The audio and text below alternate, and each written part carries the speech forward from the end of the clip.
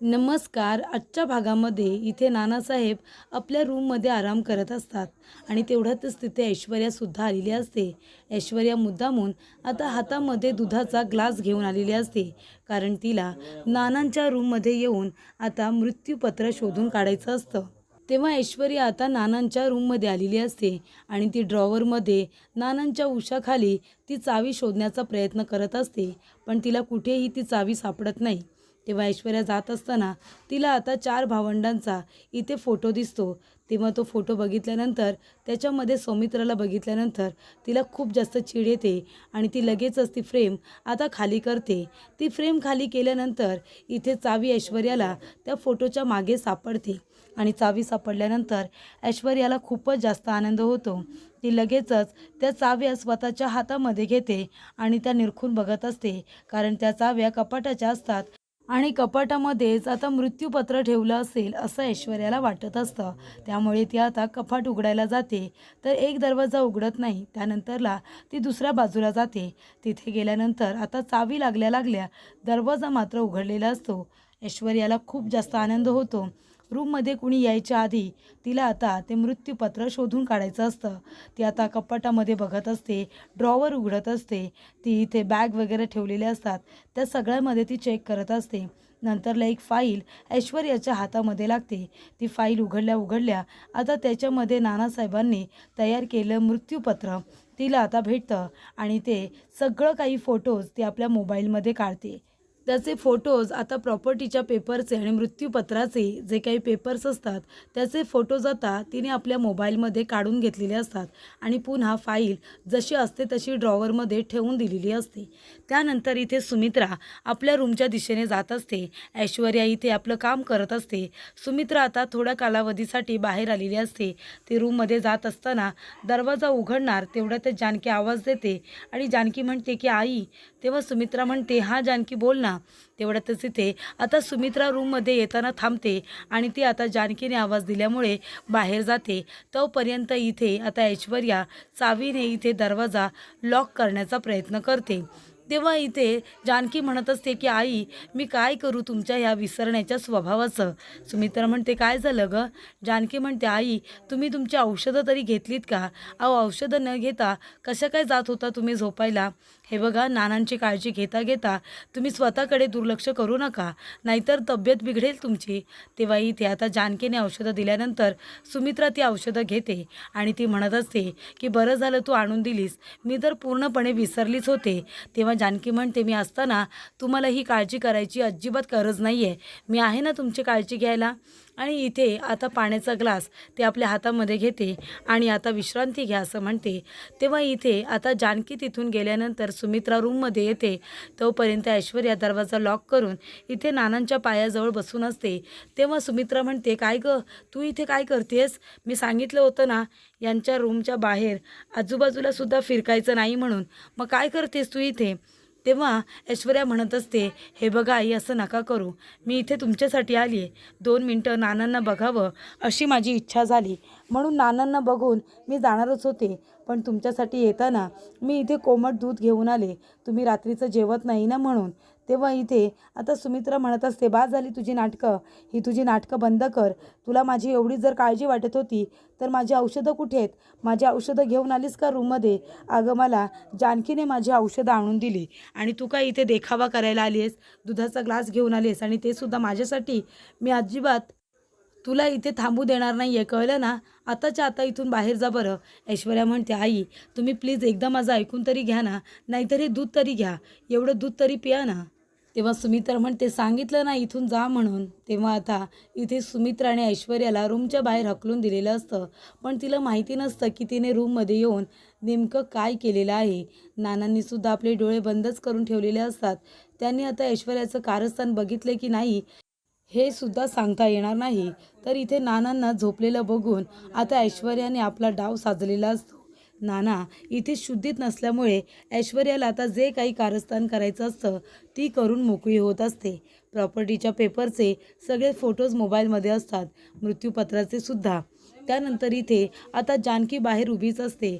ऐश्वर्या बाहेर आल्यानंतर जानकी म्हणते, काय ऐश्वर्या, नानांच्या रूममध्ये काय करत होतीस? आणि हे काय दुधाचा ग्लास आईंसाठी नेला होतास का? आईंना तुला आता लाडागोडी लावायची आहे का? तिथे त्यांना बटरिंग करण्यासाठी तू गेली होतीस. काय टाकलेस या दुधामध्ये? थोडंसं विष, तुझी कटकारस्थानं आणि थोडासा धूर्तपणा तर असेलच, बरोबर की नाही? आणि तुझी वाईट वृत्ती ती सुद्धा टाकली असतील याच्यामध्ये. तेव्हा जानकी म्हणते की ऐश्वर्या, अगं तुला आता आईने जे काही रूममधून हाकललं ना, ते तुझ्या करणीचं फळ आहे. तुला कळतं आहे का? माणसाची वृत्ती वाईट असेल ना तरीसुद्धा चालेल, पण माणसाचा हेतू जर वाईट असेल ना तर मग त्याचा शेवट हा असाच होतो. तुझा हेतू वाईट आहे म्हणून तर तुला आईने आता तुला तुझ्या गुन्ह्याची शिक्षा दिली आहे. तुला रूममधून ज्या पद्धतीने हकलून दिलं आहे ना, तो तुझा शेवट आहे. तुला कळतं आहे का? तेव्हा इथे जानकी गेल्यानंतर आता ऐश्वर्या हसते आणि मनामध्ये म्हणते, काय जानकी, अगं एक डाव काय जिंकलीस तर लगेच मला हवं तेवढं लेक्चर द्यायला लागलीस का? पण आता उद्या तुला कळेल खरा डाव कोण जिंकणार आहे ते. मग उद्या तुझी बोलती कशी बंद होते ना, ते बघच तू. असं ऐश्वर्या आता आपल्या मनामध्ये म्हणत असते. कारण तिने जे काही पेपर तिच्या मोबाईलमध्ये आता फोटो काढून घेतलेले असतात, त्याच्याबरोबर ती खूप मोठा गेम करणार असते. तर इथे ऐश्वर्या आता रडायचं नाटक करते. तिच्या मागोमाग सारंग इथे आता टिश्यू घेऊन फेटत असतो. तेव्हा ती एक एक टिश्यू घेत असते, डोळा पुसून आता खाली टाकून देत असते. सारंग तिच्या मागे मागे करत असतो. तो म्हणत असतो की ऐश्वर्या, तुम्ही रडू नका ना. तुम्ही रडायला लागलात ना तर तुम्हाला सर्दी होईल आणि मग तुमचा मेकअपसुद्धा खराब होईल ना. प्लीज तुम्ही रडू नका. तेव्हा ऐश्वर्या म्हणत असते की सारंग, तुम्हाला माहिती आहे का, तुम्हाला माझी एवढी पण काळजी नाही आहे. अहो तुम्ही बघितलंत ना, आई माझ्याशी बोलत नाही आहेत. त्या जानकी वहिनीने सगळा आरोप माझ्यावरती टाकला आहे. त्याच्यामुळे आता सगळ्यांना जानकी वहिनीबरोबर आणि मीच चुकीची वाटते. आई माझ्याशी बोलतसुद्धा नाही. मी आईंजवळ बोलायला गेले तर त्यांनी मला रूममधून बाहेरसुद्धा काढून टाकलं. तेव्हा सारंग म्हणत असतो की ऐश्वर्या, तुम्ही शांत व्हा ना, प्लीज तुम्ही शांत व्हा. तेव्हा इथे ऐश्वर्या म्हणत असते की सारंग, मी त्यांच्याजवळ बोलायला गेले होते.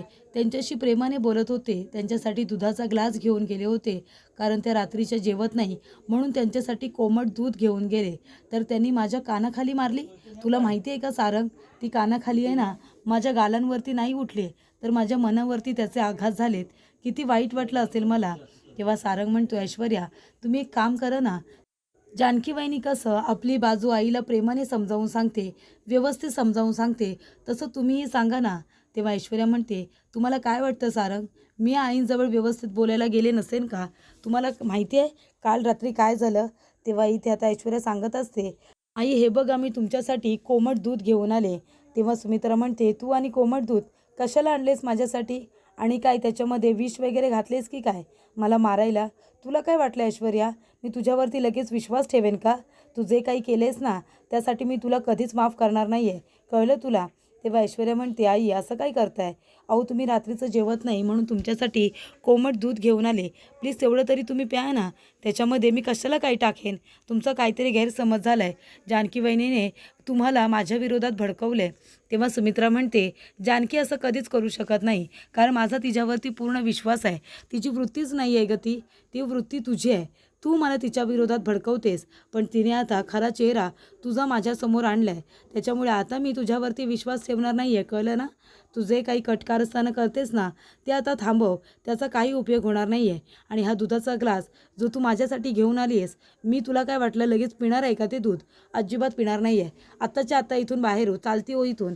तेव्हा ऐश्वर्या म्हणत असते, आई एकदा माझं ऐकून तरी घ्या ना. तेव्हा इथे सुमित्रा म्हणते, अजिबात नाही. तुझं मी काही ऐकून घेणार नाही आहे. आत्ताच्या आत्ता रूममधून बाहेर जा. तेव्हा इथे ऐश्वर्या म्हणते की सारंग, आता तुम्हीच सांगा ना मी काय करू? मी सुद्धा आईंची मनधरणी करण्याचा प्रयत्न करते ना, पण तुम्ही बघितलं त्यांनी मला रूममधून हकलून दिलं. त्यांचा विश्वासच नाही आहे माझ्यावर. त्यांचा फक्त जानकी वहिनीवरती विश्वास आहे आणि जानकी वहिनीने माझ्या विरोधात त्यांना खूप जास्त भडकवलं आहे. तेव्हा इथे सारंग म्हणतो, हे बघा तुम्ही शांत व्हा. तुम्ही आईला समजावून सांगा तुमची बाजू. तुम्ही सुद्धा काहीतरी करा म्हणजे आईचा तुमच्यावरती पुन्हा विश्वास बसेल. तेव्हा इथे आता ऐश्वर्या म्हणत असते की सारंग बरोबर बोलताय तुम्ही. म्हणजे आता मलाच काहीतरी करायला पाहिजे आणि मी आता ठरवले मला काय करायचं आहे ते. तेव्हा सारंग म्हणतो, काय काय ठरवले तुम्ही? तेव्हा ऐश्वर्या म्हणते, सारंग मी आता घर सोडूनच जाते. मला इथे राहायचंच नाही आहे. कशाला राहू मी इथे जिथे आईंचा माझ्यावरती विश्वास नाही आहे? तुमचासुद्धा विश्वास नसेल ना माझ्यावरती आता? तुम्हालासुद्धा असंच वाटत असेल की मी चुकीची आहे. तेव्हा सारंग म्हणतो, नाही असं अजिबात नाही आहे. माझा तुमच्यावरती पूर्ण विश्वास आहे. तेव्हा ऐश्वर्या म्हणते, नाही हो तुम्ही फक्त बोलायला असं बोलताय. तुमचा तरी माझ्यावरती का विश्वास असेल ना? तेव्हा इथे सारंग म्हणतो, असं नाही आहे, माझा विश्वास आहे, तुम्ही शांत व्हा ना. तेव्हा ऐश्वर्या म्हणते, काय सारंग तुम्ही काय बोलताय, फक्त शांत व्हा ना, शांत व्हा ना. अहो माझ्या मनात काय चाललं हे तुम्हाला कळत नाही आहे का? अहो जर तुम्हाला असं कुणी काही बोललं असतं ना, तर बायको म्हणून मी तुमच्या पाठीशी खंबीरपणे उभी राहिली असते. मी त्या माणसांना फाडून काढलं असतं, ज्याने माझ्या नवऱ्याचा अपमान केला असता, त्यांच्यावरती हात उगारला असता. पण तुम्ही काय करताय, जानकी वहिनीने माझ्यावरती एवढा मोठा आरोप करताय, तर तुम्ही मला शांत व्हा ना, तुम्ही शांत व्हा ना, तुम्ही एवढंच बोलताय. का शांत होऊ मी? अहो माझ्या कानाखाली मारली आहे ना, मग मी या घरामध्ये कशाला राहू? मी आत्ताच्या आता इथून जाते. अहो तुम्ही माझ्या बाजूने आईंना प्रश्न विचारायला हवे होते. म्हणजे प्रत्येक नवऱ्याने आपल्या बायकोसाठी स्टँड घ्यायला हवा. तुम्ही बघताय ना, नानासाहेब आईंसाठी स्टँड घेतात, ऋषिकेश दादा जानकी वहिनीसाठी स्टँड घेतात. अहो जानकी वहिनीसाठी ऋषिकेश दादा आईंजवळ भांडले, म्हणजे तुम्ही बघितलंत ना, तिथे सौमित्रसुद्धा अवंतिकाची बाजू घेत असतो. मग असं तुम्हीसुद्धा आपल्या बायकोची बाजू घ्यायला हवी आहे ना, पण तुम्ही तसं करत नाही. मग मी कशाला राहू इथे? मी सुद्धा असा विचार करत होते की माझा नवरा जाईल, माझ्यासाठी स्टँड घेईल, पण नाही, तुम्ही तर आईजवळ जायला सुद्धा घाबरताय, उलट मलाच गप्प राहायला सांगताय. मग मी इथे कशाला थांबू ना, मी निघून जाते. तेव्हा सारंग म्हणत असतो की थांबा ऐश्वर्या, तुम्ही कुठेही जायचं नाही आहे. तेव्हा इथे सारंग म्हणतो, मी सुद्धा तुमच्या बाजूने आईला जाऊन आता समजावेन, तिला पटवून देईन की तुम्ही चुकीच्या नाही आहेत, तुम्ही बरोबर आहात, हे मी तिला पटवून देईन. तेव्हा ऐश्वर्या म्हणते, खरंच खरंच तुम्ही असं कराल, नाहीतर मी थांबून काय करू? तेव्हा सारंग म्हणतो, नाही तुम्ही थांबा, मी बोलेन ना आईजवळ. तेव्हा ऐश्वर्या म्हणते, सारंग तुम्ही नक्की बोलाल ना, की तुम्हाला आई उडवून लावतील हो? तेव्हा सारंग म्हणतो, नाही, आई असं का करेल? मी आईला एकदम व्यवस्थित पटवून देईन तुमची बाजू, की तुम्ही चुकीच्या नाही आहात, तुम्ही अगदी बरोबर आहात, तुम्ही काही चुकीचं केलेलं नाही आहे. असं मी जसं जानकी वहिनी पटवून देते ना आईला, तसं मी सुद्धा पटवून देईन. तेव्हा इथे ऐश्वर्याची बाजू आता पटवून देण्यासाठी सारंगला तिने रेडी केलेलं असतं आणि सारंगसुद्धा लगेच तिथून गेलेला असतो. तेव्हा इथे आता ओवी जानकीला वाचन करून दाखवत असते. तेव्हा ओवी वाचत असताना म्हणत असते की इथे कोल्हा सिंहाच्या समोर आता गायावाया करत होता. तेव्हा जानकी म्हणते, गायावाया नसेल, गयावया असेल. तेव्हा ओवी म्हणते की अगदी बरोबर, गयावयाच करत होता. तेव्हा जानकी म्हणते, व्यवस्थित वाचायचं ओवी. तेव्हा इथे ओवी म्हणत असते, आई म्हणजे मला असं वाटतंय की हा जो कोल्हा आहे ना, तो आपली ऐश्वर्या आंटी आहे. तेव्हा जानकी म्हणते, का असं का बोलतेस तू? तेव्हा ओवी म्हणते, बरोबर, सिंह म्हणजे आपली आई आणि कोल्हा म्हणजे ऐश्वर्या आंटी, कारण ऐश्वर्या आंटीसुद्धा आहे ना आजीजवळ माफी मागत होती. त्याचा अर्थ सांग बरं तुम्हाला. तेव्हा इथे जानकी म्हणत असते, अगं गयावयाचा अर्थ म्हणजे मनापासून माफी मागणे, त्यांना पटवून देणं की आपण चुकीचे नाही आहोत. तेव्हा इथे ओवी म्हणत असते, अगदी बरोबर, मग ऐश्वर्या आंटीसुद्धा असंच करत होती, तीसुद्धा आजीसमोर गयावया करत होती. ऐश्वर्या आंटी खूप चुकीचं वागते नाही तुझ्याबरोबर. ती म्हणत होती की जानकी वहिनी चुकीच्या आहेत, त्यांनी काहीतरी चुकीचं सांगितलं तुम्हाला, गैरसमज पसरवला आहे, म्हणजे आई तू चुकीची आहेस का? तेव्हा जानकी म्हणते, अगं असं काय बोलतेस तू, तुला काय वाटतं ते मला सांग, मी चुकीची आहे का? तेव्हा ओवी म्हणते, अजिबात नाही, माझा तुझ्यावरती पूर्ण विश्वास आहे. उलट ती ऐश्वर्या आंटी तुला त्रास देण्याचा प्रयत्न करते, जेव्हापासून घरामध्ये आली तुला खाली खेचण्याचा प्रयत्न करते, पण शेवटीला जे लोक वाईट असतात ना, तेच खड्ड्यात पडतात. तेव्हा ओवी म्हणते, आई मला भूक लागली आहे गं. तेव्हा जानकी म्हणते, ठीक आहे, मी तुझ्यासाठी काहीतरी खायला घेऊन येते, इथे सुई आहे, तिला हात लावू नकोस. तेव्हा इथे आता ऐश्वर्याने फोन केलेला असतो आपल्या डॅडला. तेव्हा सयाजी विखे पाटील म्हणत असतात, अगं पोरी, तू माझी पोरगी शोभतेस, अगं जे मला करायला मिळालं नाही ना, ते तू केलेस, बरं झालं ते फोटोज मला पाठवलेस, आता त्या मृत्यूपत्राचं काय करायचं ना ते बघेनच मी. तेव्हा ऐश्वर्या म्हणत असते की डॅड, फक्त एक काळजी घ्या, त्या मृत्यूपत्राचं असं काहीतरी तुम्ही करा ना की इथे चांगला बॉम्बस्फोट झाला पाहिजे, ऋषिकेश आणि जानकी दोघंजणं तोंडावरती पडले पाहिजेत.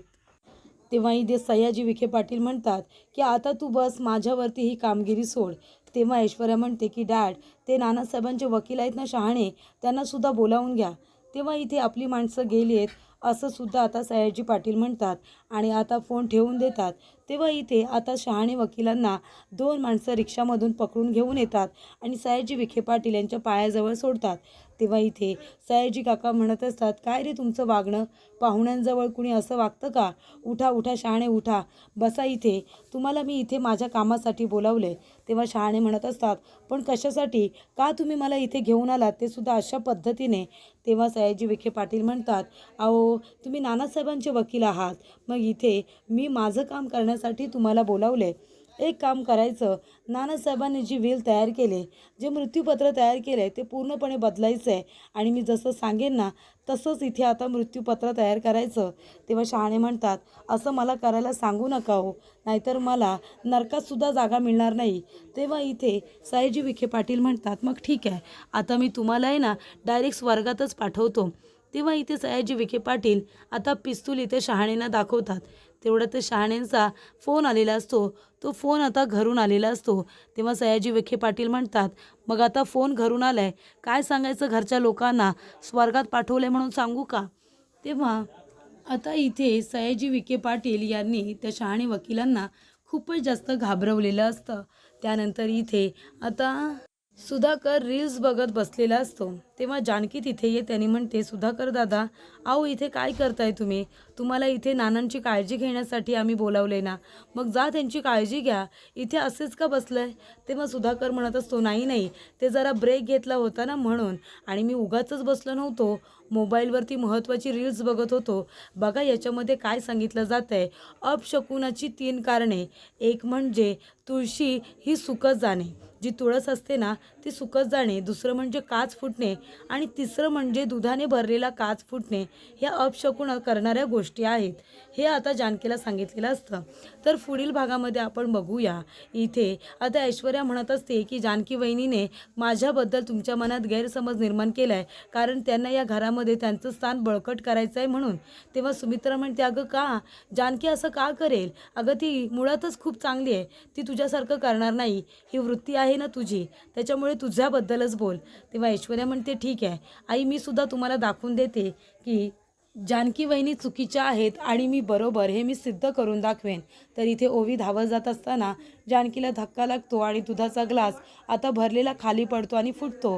तेव्हा इथे आता त्या काचा पडल्यानंतर इथे जानकीला आठवतं की अपशकुन तर झाला नाही ना.